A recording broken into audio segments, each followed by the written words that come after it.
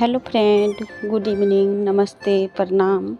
और मैं 21 डे का स्टडी चैलेंज ली हूँ जो 3 बजे मॉर्निंग से उठकर स्टडी करती हूँ। तो आज 12वां दिन है और आज मैं थोड़ा जल्दी ही उठ गई। इसका कारण था जो बाबू बहुत जल्दी शाम में सो गया था 7 बजे ही, तो 2 बजे उठ गया और सो ही नहीं रहा था। इधर उधर खेलने का उसको मन था और रो रहा था, तो मैं उसे थोड़ा सा खेलने के लिए छोड़ दी और मैं लगभग 2:30 बजे के बाद पढ़ने के लिए बैठ गई। सोची जो उसको मैं थोड़ा सा खेलने के लिए दे देती हूँ, अगर परेशान करेगा तो उसको लेकर पढ़ाई कर लूँगी। लेकिन थोड़ा देर के बाद उन्होंने बोला मम्मा सोएंगे, तो मैं थोड़ा पढ़ाई की और फिर वो उसको सुला दिए और मैं फिर पढ़ने लगी। तो इस प्रकार से होता है। मैं 3 बजे चाहती हूँ, लेकिन कभी कभी 3 बजे से पहले भी मैं उठ जाती हूँ। या तो मुझे नींद टूट जाता है जल्दी, या बाबू उठा देते हैं, तो मैं फिर सोती नहीं हूँ। क्योंकि अगर सो जाऊँगी तो क्या है ना, मैं फिर उठकर मॉर्निंग में पढ़ नहीं पाऊँगी। और मॉर्निंग में मैं पढ़ाई कभी छोड़ना नहीं चाहती हूँ, चाहे स्थिति जो भी हो, लेकिन मैं कम से कम तो 1 घंटा तो ज़रूर पढ़ती हूँ। तो इसीलिए मैं पढ़ाई नहीं छोड़ी। वो तो उठ गया, उसके साथ मुझे भी उठना पड़ा।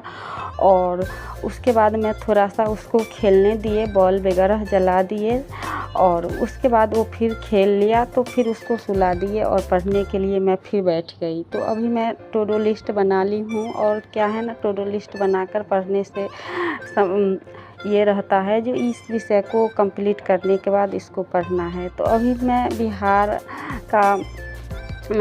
बिहार स्पेशल लुसेंट में पढ़ रही हूँ, रिवीजन कर रही हूँ। और जहाँ भी दिक्कतें आती है तो अपना लिख कर अपना याद करती हूँ। और जब भी मैं पढ़ती हूँ तो लिख कर याद करने की कोशिश करती हूँ। अपने पास बुक रखती हूँ और पेन और रफ कापी भी दोनों रखती हूँ। और ये बुक से कॉन्सेप्ट क्लियर तो नहीं होता है, लेकिन 1 लाइनर टाइप का है, तो थोड़ा सा पढ़ लेती हूँ। और कॉन्सेप्ट क्लियर करने के लिए मैं अपना मोबाइल से AI का मदद ले लेती हूँ। जहाँ भी दिक्कतें समझ में नहीं आती है, दिक्कतें होती है वहाँ। तो इस प्रकार से मैं पढ़ती हूँ और लगभग 1.5-2 घंटा पढ़ी है आज मॉर्निंग में। उसके बाद बहुत जल्दी उठ गई थी, 2 बजे बाबू ही उठा दिया था, तो लगभग 5 बजे मैं फिर सो भी गई, क्योंकि 1.5-2 घंटा ही लगभग पढ़ी।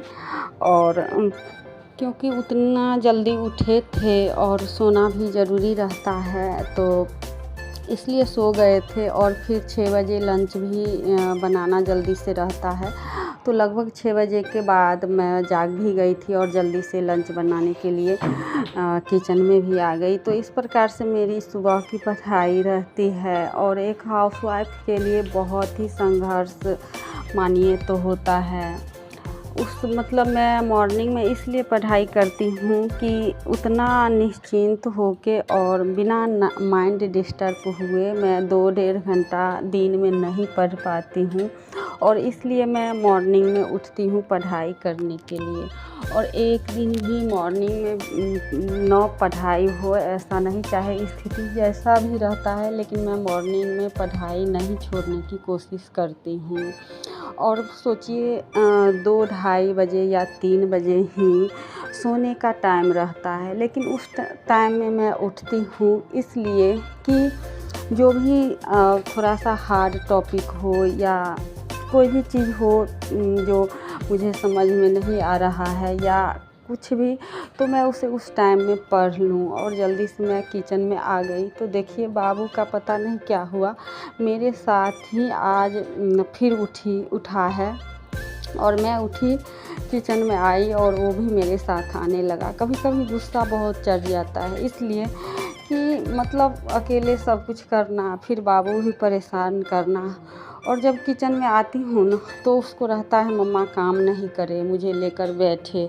लेकिन ऐसा हो सकता है, अकेले सब करना है, फिर पढ़ाई, घर और जल्दी से लंच बनाना रहता है, और जल्दी से लंच बनाना रहता है ना, और उस समय डिस्टर्ब करता है तो बहुत गुस्सा चढ़ जाता है। लेकिन फिर गुस्सा को शांत करना होता है, क्योंकि बच्चे हैं और ये सब तो होते रहता है, और हेल्प करने वाला कोई नहीं है तो थोड़ा तो परेशानी होगा ही। और फिर मैं क्या कि जो अभी दोपहर का टाइम है तो पढ़ रही है, और स्कूल से आ गई थी तो उसको खाना वगैरह मैं दे दी थी, और फिर मैं पढ़ने के लिए बैठ गई हूँ। तो इस प्रकार से मेरा स्टडी रहता है। और मैं सोचती हूँ कि जैसे कि मैं तो स्कूल चल गई थी और आराम करने के बाद मैं पढ़ी थी, लेकिन उस समय मैं नहीं शूट कर पाई थी। और अभी लगभग 2 बज रहा है, जो मैं शाम का टाइम है, और बारिश भी हो रहा है, तो अभी मैं सोची थोड़ा सा फिर पढ़ ली। और अभी मैं हिंदी में पढ़ रही हूँ, साहित्य है जो हिंदी का मेरा सब्जेक्ट हिंदी है, तो इसमें मैं रोज़ चाहती हूँ जो कुछ ना कुछ साहित्य में पढूँ, तो इसको रिवीजन कर रही हूँ। सब लेखक के जीवनी के बारे में है और रचनाओं का है, तो इसी को मैं रिवीजन कर रही थी। रामचंद्र शुक्ल का है, कथन है, बहुत सारे लेखक का, तो वही मैं पढ़ रही थी।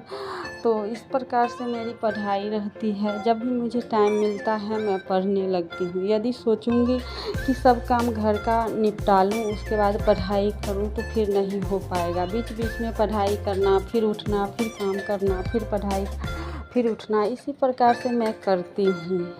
अगर आप लोग भी अगर हाउसवाइफ होंगे और सोचते होंगे जो पढ़ाई नहीं हो रहा है, काम से ही टाइम नहीं मिलता है, तो इसी प्रकार से कीजिएगा तो ज़रूर होगा। क्योंकि मैं अगर सोचूंगी कि पूरा घर का काम कर लूँ तब पढ़ाई करूँ तो फिर मेरा कभी नहीं हो पाएगा पढ़ाई, क्योंकि काम घर में कभी पूरा होता ही नहीं है।